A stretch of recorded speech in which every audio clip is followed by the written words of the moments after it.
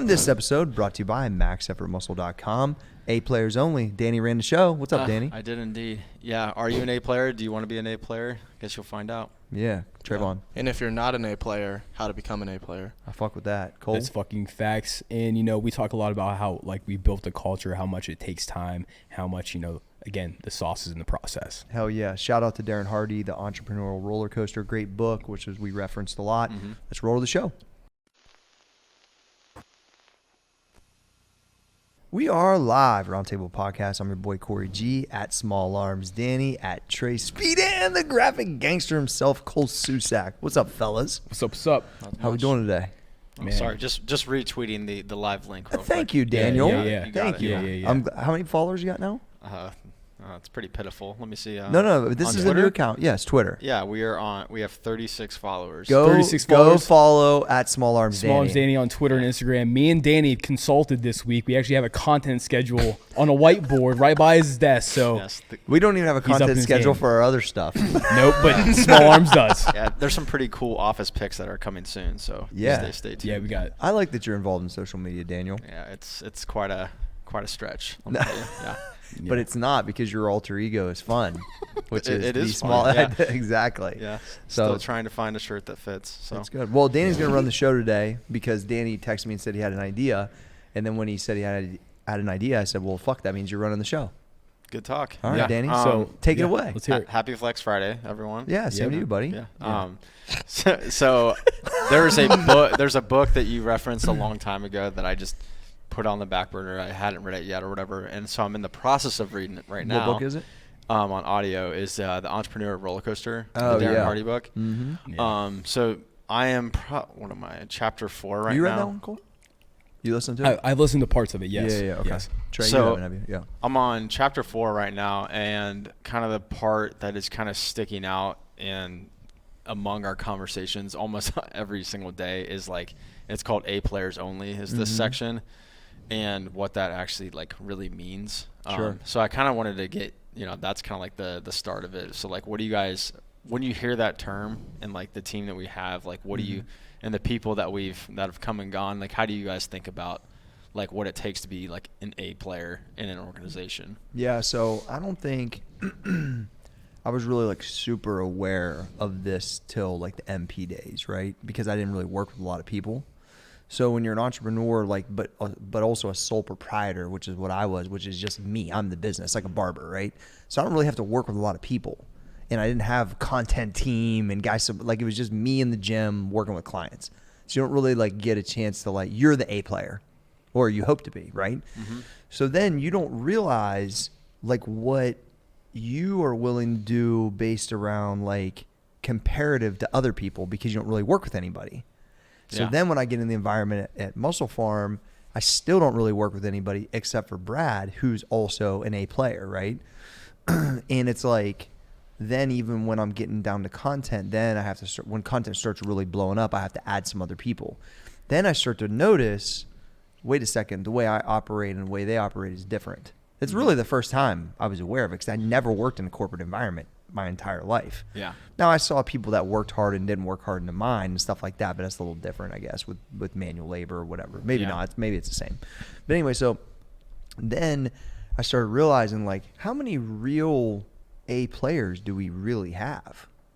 And there wasn't a lot. It's a very small amount, right? It's a minority. It is a minority. And so you start to realize that that is a differentiator.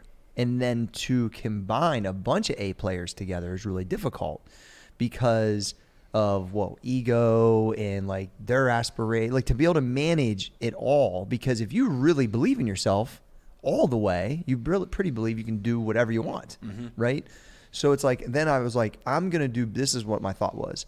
I'm probably going to do better teaching younger people to become an A player if they have it in them. Yeah. Then I am going to be probably working with another A player side by side, because I've proved it twice I can't do it, basically. Or maybe they're wrong people, whatever. Either way, it didn't work. Yeah. But I can feel, I feel different watching you guys become A players, right? Because then I feel I had obviously some hand in that, and then you get to flourish into these butterflies. But you know what I'm saying? The reality is, though, I just realized this was probably better for me. Now, I've worked with other people that are way better than me, and I'm not like the guy that has to know everything in the room. But I think that over time, at least the 2 partners I had before, it just never worked long term. But I've had way more success, I think, this way. And then what happens is, what's the expectation is people are going to fall off along the way because they're not either this isn't for them, the expectation, or they're not an A player. I mean, and that's kind of just what it is. I don't know. I think that's a long rant, but we have to define like what makes someone an A player. And I think that's the stuff that you've taught us is how over delivery is super important. Super important. The importance of, being super consistent, always, trying to produce quality work on a timely manner and stuff like that. Showing up early, being prepared, doing all the intangible things, and then building up confidence. Like, it's all that stuff, and being willing to do whatever is necessary. There you go. Like the fucking time, there is no time clock. The time clock is all the time. We're always ready to do whatever it needs to be done. Yes. Now, not saying that there's some days where, you like there is time off, like you're not worried about anything, but whenever you're fucking needed, you do it no matter what's going on. No matter what. And I think like when I know that's a reality, like, and I've seen every one of you guys do that multiple times, like I know that's really what's in there, then that gives me confidence to go tackle huge things, right? And then also, like I said this to Trey and Cole, I was talking to them on the phone last night. I go, I'm not going to sleep tonight wondering if you guys are doing your fucking job. Actually, you're bringing stuff to me for it to be better. You know what I mean? And that's what I'm saying. When I was talking to them, I'm like, that's how you have to feel. That's the A player. Danny's constantly evolving with the stuff he does, and he's bringing it to me. Oh, have you seen this? Oh, we're going to try that. Oh, I'm not saying, Danny, can you make that better? He's making himself fucking better, which makes us better. He's making it better without even being asked. Thank you. Yeah. So Andrew Carnegie said, 2 ways to not be successful. One is just do what you're told to do, and the other one's not do what you're told to do. Yeah. You have to fucking over-deliver in this life. That's why that chapter of going the extra mile is so important.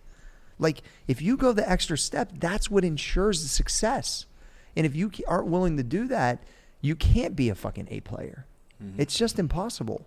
So, like, when we say killers only, we're talking about the guys that we know are going to pull the fucking bar off the ground. Like, and if they can't, they're going to give it everything they got. And you can see when they do and when they don't. So, like, that's what it starts kind of with that gym mentality, but then it's leaked into the business mentality. Mm-hmm. So if we go into that meeting I just told that story about on the audiobook, that I know none of you guys are going to fucking piss down your leg. You might be nervous or whatever, but you're still confident. Mm-hmm. Like, we're building that because we're building A player, like, mentality type stuff. And so, I don't know, to some people that could sound like we're putting ourselves in a certain category of some type of arrogance. I could see how that could look, but it's like an expectation, I think, more than in a way to operate, more than like some like category I deem myself. And this is just how I am and how I want to be and what I expect. And if you can consistently knock that out for a period of time, like, none of this is on accident. Mm-hmm. It all happened because of these things. Yeah. I mean, I think like all of us, we do the things to take the next step. We're always thinking about like, what can we do to help better everyone's situation? Yep. We're not waiting until something comes up and blindsides us, basically. No. We're taking the steps to keep moving, keep going. And we know at times, if Tyler needs something and he's relying on me, that he can rely on me to do it. Yes. I'll do whatever's necessary whenever he needs it too. Yep. So I think that's super huge. So what's funny about all this that we're saying is that it all points to that this is like meaningful and like purposeful work that we do and that we enjoy to actually do it. And I think that's kind of like what I wanted to underscore that Darren Hardy was talking about, was like, how do you keep those A players too? Because they want to surround themselves with other A players and they want to work together. Yeah. And, because he made a point to mention that like compensation is not even like the top. Like, it was like number 4 on this list that he had. Yeah. And that like just working on something that is actually meaningful and they feel like they're actually making a difference, that's like number 1. Oh, yeah. So Cole said something to me a while ago where he was like, gee, I feel like I'm actually helping make decisions and build the business. I'm like, well, all of you guys are. You know what I mean? Because that's the thing is, like, you're in your lanes that you run because I don't know how to fucking do any of that stuff. And if you know what the fucking vlog angle is going to be. Like, I don't know how to do the fucking transitions and stuff. Trey knows that's what looks good, so that's what we do. You know what I mean? Like, we're making the product better because of your guys' skill sets in the spots. Like, you're here because I trust you guys and that you've evolved. I've seen all of you guys evolve to this A level.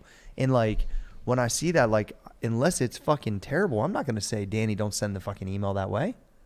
You created this level of trust and confidence through your actions that they've delegated that you're that guy. Yeah. And that's it. And then when you go like, yeah, that one made $4,000, G. That one made $11,000. I'm not fucking surprised. Yeah. You know what I mean? For sure. But then I'll come to you like yesterday and say, we need to start hitting these people. And then you're like, yo, I can go back to this content, that, and we'll get the strategy, boom. And it's like, and then I know that I'm not going to have to ask you about that again. You're just going to fucking execute it. I don't know. But once again, we had to go through a lot of people. Yeah. I was about to say, a like, lot of people. Can you talk about, since we're still categorizing the A type people? Because there's B's and C's. Yeah, there's B's and C's. Can you talk about like how, you can identify that this person may lack and he has the potential to get up to he's at the high level, A level. Can you talk about that process? Because, just the time I've been around, if people are like a B or C level, that's great. You kind of know how they operate, but usually they end up just falling off. They can't keep up. Correct. So how do you try to groom people into becoming? Well, I think it's like, I don't know. I think you might, once you see it, here's the best way to say it. Once you see it and it's continual, like you guys all saw it and realized it wasn't going to stop. And then you knew, I'm signing up for this. Well, some people know they're signing up for it, but it's very uncomfortable for them and they can't adapt to it. I think that shows relatively fast. And then I can almost see it that like, this is wearing them out because it's not for everybody. What people got to realize is you guys are entrepreneurs working inside of a business. I never looked at anybody as employees. The guys that are here now all have entrepreneurial tendencies. That's a fact, as do I. That's why it feels like a fucking startup, because we all have our own thoughts in that manner, right? And then we work in a system to build these businesses. So for me, I think it's pretty blatant when somebody really can't operate that way. And then I know it's just usually, now that might not mean that I dislike them or whatever. Yeah. It's almost like you have like a basic template, and then we each have our own unique set of characteristics. For sure. I remember like first starting out, I don't know if you experienced this, Trey, but I remember there was like certain tests. There was tests that I think maybe you didn't intentionally try to make it a test, but I remember something would happen to where I'm thinking like, G's trying to fucking test me right now. Like G is like trying to see. I probably what did I'm it intentional. I think there might have been a few times where at the time I was like living on campus. It might be like a Saturday afternoon. Yeah. I don't know if that was like intentional, but yeah. There's certain things like that I think. Me like or trying it might to have grow, just needed done because that's what it was. Yeah, I don't know, but I remember there were certain things. This helped me a lot. That this is a fucking test. And one thing that really helped me to try to get to this level was whenever shit was needed, because obviously like I wasn't prepared. Like wasn't who I am. I wasn't ready to, but I was signing up for it. Yeah. I remember like thinking like this is a fucking test. And then also I'm still young. What else do I have fucking better to do? Yeah. Like why shouldn't I put in the extra hours? Like why shouldn't I do this? Yeah, I think I remember like getting those things from Arnold actually a decent amount. Like whenever we were going to launch, I actually found some pictures from Like this little the other chirps. day. Oh yeah, when we were launching the thing at Muscle Beach, there's like all these permits you have to get. There's all this shit. He told me on like the Thursday before, he was like, let's do it next Thursday. And he goes, I want it to be awesome, and I want there to be a lot of people there. Good. It's a test. Exactly. I was like, oh, great. Like, how are you going to respond? We walked out of the fucking meeting, and we're like, fuck.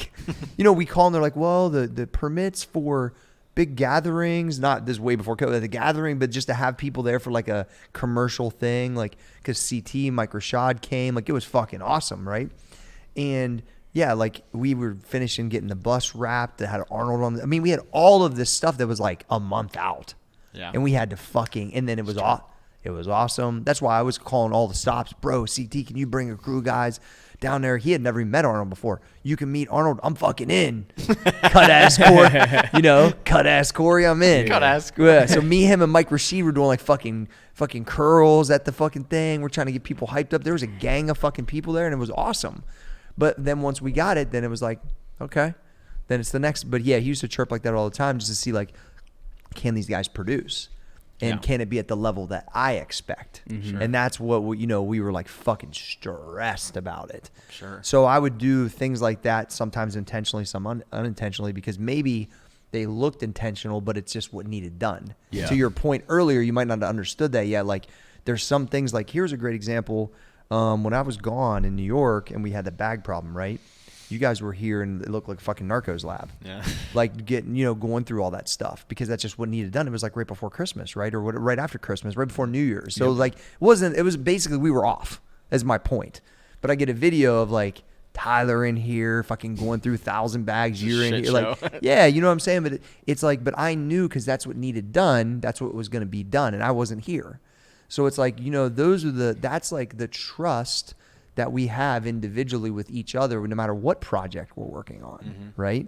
So I think that, but once again, that takes a long time. So people see our group now and go, man, I wish I had 5 guys like that to fucking work with. Well, yeah, but it took like 20 people to find 5. Yeah, it's hard. It's very hard. Well, and very hard. that making the distinction between an A, B, and C, that was another thing that he did. And like, it's a great book. Yeah, I forget he was talking about a B or a C, but like he was talking about how like you might get 50% of what they're capable of doing production wise, and then they're fucking off on social media or doing some personal business stuff or just not really paying attention. Yeah, that never works. So what that is it's expensive. Yeah, it is. It could be very expensive because then you're turning them over and then you got to train someone else and then you restart it over and over at the onboarding. So. Well, I think like with this kind of stuff that you guys are working on, you guys have experienced a lot through me, right? And with our group, now that you're building your project, and it's like you're thinking about these things because you know what it takes, and you guys know what you're willing to do, right? So I always had one other kind of main guy that was willing to do those things, but then after that, it was a little shaky. So that's why this group is so fucking special, and I know that. I think that's why I like coming out here so much and why I value it so much now is because of the people that are actually like here every single day. Yeah, dude. Yeah. It can be awesome. One thing like learning all of this, it makes me only want to work with and even try to, entertain the idea of like managing and dealing with someone at this same level. Of course. Like I'm not going to go out and try to work with someone who might just not even understand business, but he wants to open something. Like I'm trying to work with the people who already are dealing at a high level. This speeds up the game for your guys' understanding as young business people of how things should operate. There's people that operate way better than me too, but there's a baseline now that you understand at a 7-figure level what it looks like. Once you can see it, it changes. You know what I mean? Because like, there's no like hoping and wishing and wondering. Just fucking come ride with me for a day and you'll understand how it got here. And it's fucking tiring, right? And that's what you guys saw and that's what you guys have lived through. And I think that that's where, some people fell off. And it's just like, but it's not for like the percentage of people that this is for is not very high. And that's why like, well, that's I why don't it's even so really, hard. that's why it's so fucking difficult. Yeah. Everything's so difficult to make successful. This is not a fucking easy path. You may feel easy or look easy because I've been doing it for so long, but it's never fucking easy. And like one thing like, we're kind of talking about more is like me and Trey don't really have a lot of things also that's holding us back from trying to over deliver and do all these extra stuff. Like we started at like 19, like 20 years old. So, we didn't have kids. We didn't have to manage all this other stuff. So we had the ability to go and, maneuver this and make this our norm, like making this operation like our norm before we had other stuff pulling down. So Facts. I think that's how, like, if you can educate someone who's already younger and doesn't have anything else really going on, it's probably easier to get what you like expect and want. That's a great point. Well, Danny, you could probably talk about this. Like you now have a newborn. Shit changes. Yeah. So then you can't be that crazy, at least right this second, right? It gets easier as they get a little older, but there's nothing else pulling on you. So that's how I felt when I went into the first gym. I ain't got nothing else to do. I came up here to fucking be successful. Fucking let's go. If I got to work 20 hours, I just did it in the coal mine. I ain't fucking scared. You know what I mean? So it's like, but I didn't have like any type of template though. Like you guys at least have some type of template and, you know, understanding. So it's like, as you're executing and you'll make this, you know, you'll make fucking mess ups and things will be good, bad, whatever. But I think the baseline understanding will be awesome. I think that's a good point though, because like prior to, you know, having a newborn and everything, like I've had stuff dialed in, like process and non-negotiable wise for so long that like you find a fucking way. Like there's certain things in the morning that maybe they get moved back a little bit, or I have to do something at a different time, which, you know, obviously isn't ideal sometimes, but like that, I view them as like safety nets. They kind of keep me at bay or above water. Yeah. Like no question. So. Yeah, but you've done a lot of crazy stuff, and you've went the extra mile already to where you're already, you know, if you had never done that and now you're trying to over deliver and do all this stuff with a kid, probably a lot harder to learn all that. But now you've already went through the weeds and figured it out to where, you know, your base level is already up here. You know, if it brings you down like 5%, you're still a fucking way above everyone else. Yeah. When you figure I started having kids, how old are you, 24? Yeah. Yeah, so I basically had my first kid like the next year, 25. Oh, you had a kid at 25? Well, I figure AG's 16. I'm 44. What is that? I don't know. I'm gonna do the fucking math real quick, real time. Yeah. I'm not very good at math. Minus 16. 28. Never mind. Wah, wah. Couple years. Yeah. Felt like 25. Maybe I was practicing a lot then. All right, next. Jeez. Yeah, let's blaze right over that one. All right, there we go. She don't listen to the podcast. It ain't gonna matter. Trey, what are you thinking of over there? You've been in deep thought. Yeah, I mean, I just just agree with everything that you guys just said. Like, it's just the truth. Like, people aren't willing to go like the extra mile for all that kind of shit. That's probably one of the most impactful chapters of How to Raise Your Own Salary. The book from Andrew Carnegie, Napoleon Hill, was the whole book on going the extra mile. Yeah. And just realizing that that's really how you get there. Mm-hmm. So like if you're listening and you're not getting your promotion at work, if you're only meeting the demand, you're not standing out. That's not it. That's the expectation for your regular job. The over delivery is where you get like, there's an opportunity to go, man, that guy just keeps killing it. Let me grab him.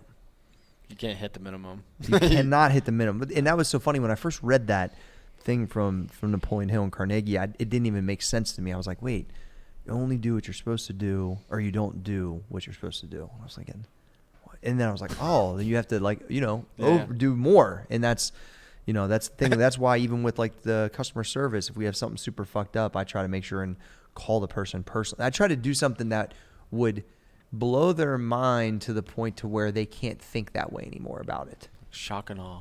Yeah, you know what I mean? Because they actually care that much. Yeah. So I always try to think like, how do we take a negative from a positive and over deliver it back the opposite direction to be effective towards, you know, us winning. Yeah. So to kind of sidestep this too. But you're doing a great job running the show. You. Yeah. Shout out Darren. Yeah.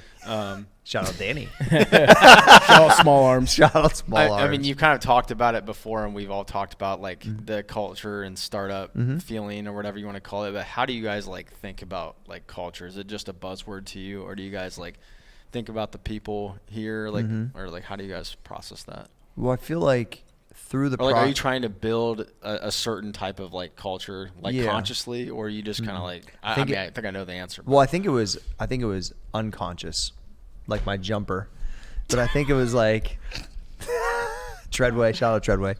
I think it was unconscious, like my jumper, because when I think as people were falling off, I started to realize, ooh, okay, the people that are staying, and then I started thinking like, I need more people, like.